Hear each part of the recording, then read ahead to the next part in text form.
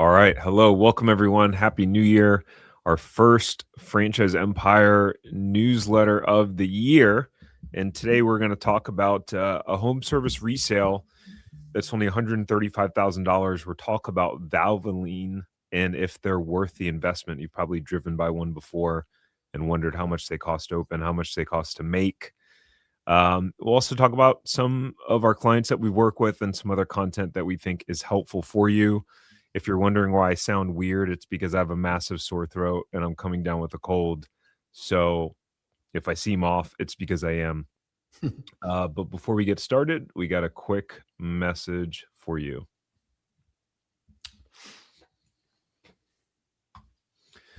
All right, welcome. If you're new here, my name is Tarek Johnson. I'm the CEO and founder of Franchise Empire, and here with Mark Magerman, who is our head of brokerage. Hey, Mark. Hi, Tarek. All right, Mark, I'm going to let you lead us into our resale of the week. Sure. If you guys have joined us in the past, you know that we're pretty consistent when we lead off with our resales.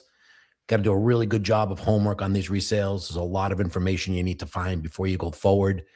But I can tell you that all the resales that we talk to you guys about are from brands that we're very intimately knowledgeable with. So we support all these brands. This one is in the Richmond, Texas area. The brand will remain anonymous for many reasons. It is in the home service category, and I can tell you it is in the remodeling home service category, which gives you a little bit more specific information. The asking price is $135,000. Prior year gross sales, $127,500, which jumps right off the page as it's not a business that's really being worked. At least that's what I would say based on that, because if it was being worked, it would be worth a lot more than 135 and their gross sales would be higher than 127. Just a leap I'm making based on looking at these in the past. I don't think, there we go. Thank you. Couple bullet points to consider on this resale. Fewer than 100 franchisees with proven systems in place, significant opportunity to scale and grow with many territories still available. That's an important distinction. When resales happen with brands that don't have a lot of territories, usually those tend to be more impressive businesses. That's just a gut feeling I have. It's a proven model, excellent experienced leadership. And if you are interested in this brand, like most resales, especially in the service category, prior leadership and or management experience is really a plus. You don't necessarily need to have any industry knowledge because you'll get that through your training. And keep in mind that there's going to be a long list of people interested in these brands. So in any resale, if you're interested, please reach out to us. We can help you get the ball rolling. It's always a good idea for you to have already reached out to a lender and have pre-approval to purchase a business such as this, because again, you're buying a business from an existing owner. They want to spend their time talking to people who are credible. And if you have a note saying you're qualified to buy their business, you move to the top of the line. So if you have any interest further, please reach out. I believe we're giving you many opportunities to reach us through the bottom of the screen. And we can give you more information at that time, including potentially introducing you to the seller. Yeah, awesome. Thanks, Mark. And for those of you who are just joining, because I know that we have a bunch that are joining through the live stream, Mark was breaking down this resale, and we have a list of over 100 of them. So even if you're not in the Texas, in the Texas area, and you want to know if there are some resales in your area, then you can still go to that link below, and our team can check for you. I'm sorry, I should have mentioned that, Tarek, so you didn't have to speak that part. Sorry. Oh, it's all good. Yeah, no worries. All right. You want to walk us through Mr. Ben? Yeah, absolutely. You know, one of the greatest things about what we do as brokers is we get to really kind of help people change lives, right, for the better. And it's very rewarding for us when we have a successful candidate because everybody starts off at the same. We just get to meet them and we walk through them. So in this case, Ben had been in the biotech and pharmaceutical industry for over 20 years. Interesting how many people, Tarek, we get coming to us from that biotech and pharmaceutical industry, something about that. He knew he wanted something more. He was looking for more freedom, more flexibility, and the chance to build something very meaningful for his family that he couldn't get working in his W-2 job. He'd been given thoughts about franchising, but like many people, wasn't sure where to start or what that right path looked like. Boy, so many people, Tarek, have that story. They just don't know where to start. Unfortunately, they don't find people like us, and some of them make horrendous mistakes. But Ben was just like that. He didn't know where to start. And my guess is he saw some of your titillating content and said, why don't I give these guys a shot? And he got connected to us, and he got connected with our one of our brokers, Chris, who we mention here all the time. Chris is a superstar. So he got connected with Chris, worked really closely with him. Ben got the clarity, the support he needed to cut through the noise and focus on the right opportunities. We walked him through the pros, the risks, and the realities together. Our process is very systematic, very specific, very structured. And usually if the candidate, in this case, Ben, is willing to go through, it opens up a lot of possibilities because we have a lot of access to some really excellent brands. So a painting franchise came into the mix as part of the due diligence. It all clicked with Ben. The brand's energy, the growth potential, the family first model aligned perfectly with Ben and his family's vision. That he believed this was the missing piece. He did what a lot of our candidates do, and they're really smart. I wish I was this smart when I was in franchising, but he bought multiple territories out of the gate, which gives him an opportunity to grow and scale his business and turn it into a real legacy. So he's now the proud owner of 2 territories. He's officially stepping into the ownership with confidence, clarity, and momentum. And we were really honored to be part of that process with Ben. And if Chris were here, he would probably say he's got a friend for life now in Ben. I know those two have a really cool relationship. And if I'm not mistaken, Ben is going to be leaving his job and taking this on full time, which is, again, a very important part of the process. It leads to more success, but it's a really hard decision to make. So congratulations, Ben. We're really happy for you. And we hope we get an invitation to his grand opening, and we hope we hear a lot about, maybe we have Ben on one of these, our next calls in terms of franchisee success. So good luck, Ben, and nice job, Chris. Awesome. Yeah. Congratulations, Ben. Sounds super, super exciting. I didn't realize that industry, I guess it has popped up in a few blurbs of people leaving that. Must be something about it. Yeah. Well, unfortunately now almost every W-2 industry is ripe with that, but we're the beneficiaries of it because we take it seriously when people come to us. We really want to make sure we're treating them well and doing all the right things for them. And again, we know not everybody becomes franchise owners, but if you're really committed to it, we can help make that path a little simpler for you. Yeah, 100%. All right, well, let's move on, guys, to the franchise of the week. And Mark, I'm gonna let you take the lead on this again as well. Great. Just caveat there. I haven't had a chance to dive into Valvoline, so I might not be the expert that you are, Tarek, but I can do my best. Everybody knows Valvoline. That's one of the cool things about these is I don't know, 1,000, more than that. I'm sure they'll tell us in a little bit. But Valvoline goes back to 1866. Is that right? 1866? Wow. All right. Yeah. Crazy, right? Yeah, I guess. You learn something new every time you show up at these newsletters, right? So Valvoline goes back to 1866. Dr. John Ellis created the world's first petroleum-based lubricant, laying the foundation for a brand that has been tied to engines for more than 150 years. I just did not know that. By the early 1900s, Valvoline became a household name after being selected by Ford as the exclusive motor oil for the Model T, cementing its credibility. Boy, that must have been a really cool contract for Valvoline to get signed up to that, right? Back in 1900. Oh, yeah. So then the brand made a pivotal move in 1986, deciding not to remain just an oil manufacturer.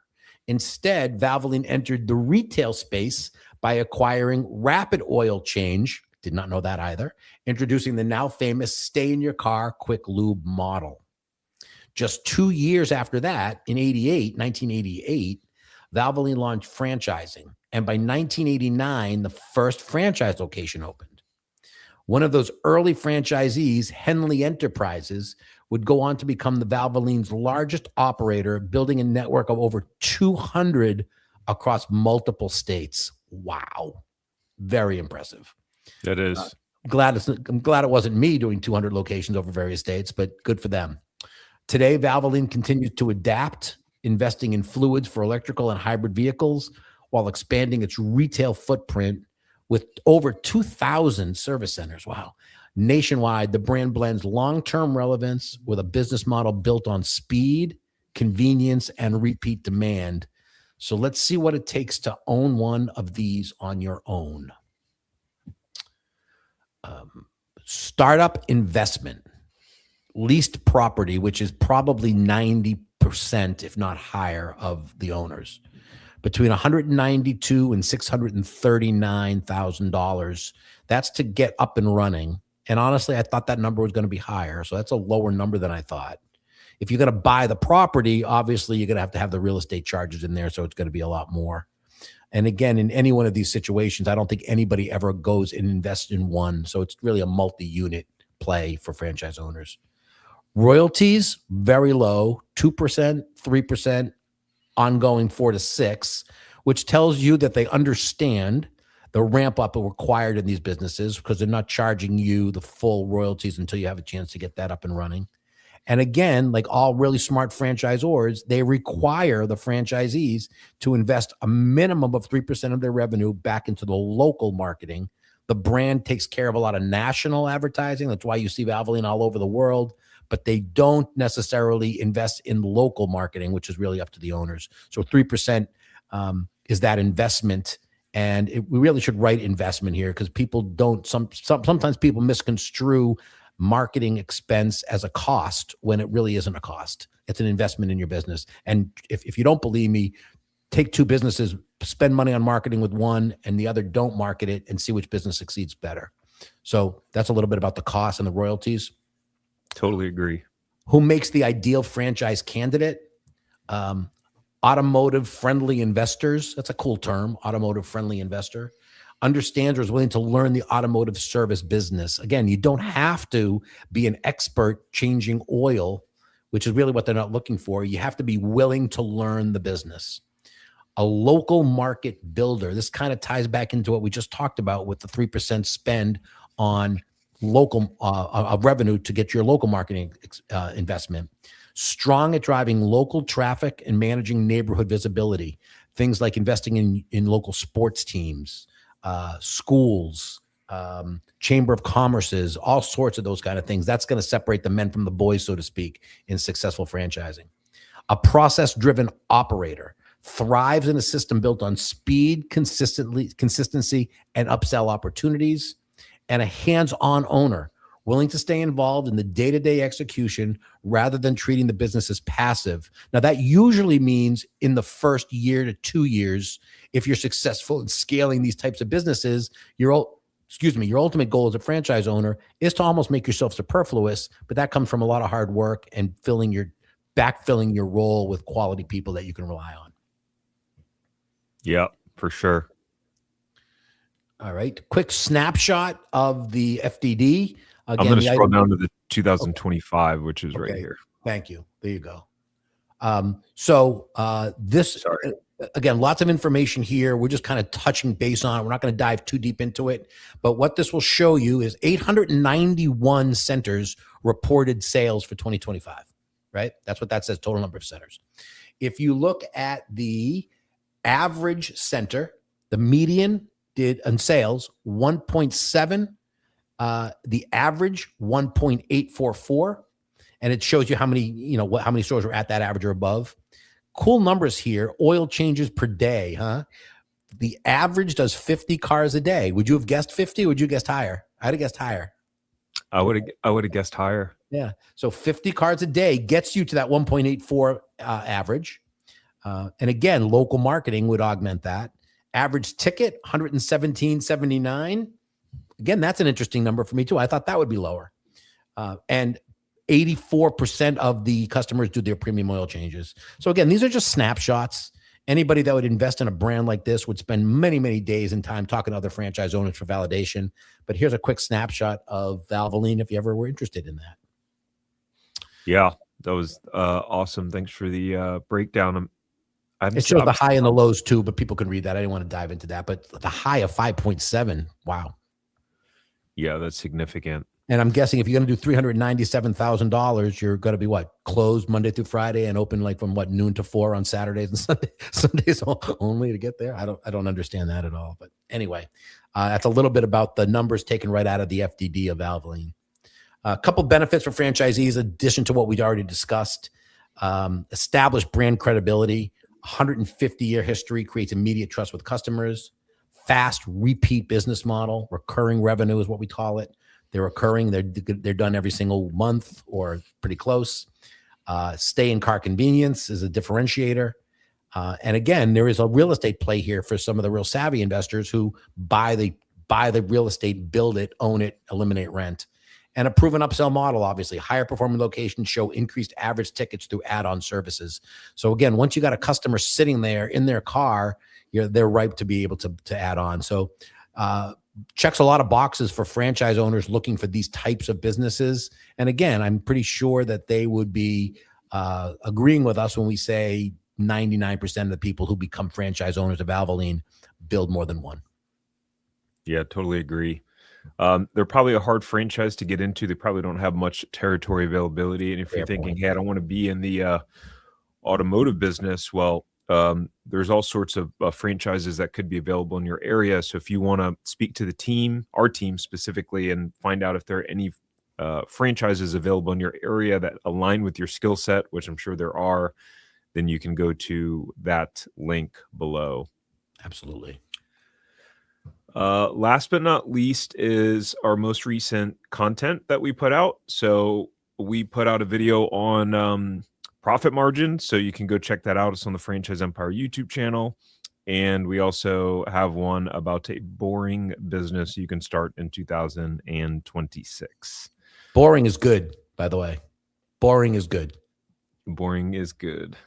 Mark, anything else to add before we rock and roll? No, I just hope you feel better. It's not as fun when you're not up to par. But no, I think this covers it. We're really happy to do these, and as Tarek says, these are available, but there's so many more opportunities out there. And if you're interested in diving into the potential world of franchise ownership, that's what we're here for. Absolutely. Thanks for joining us, guys. We'll see you next week. Thank you, guys.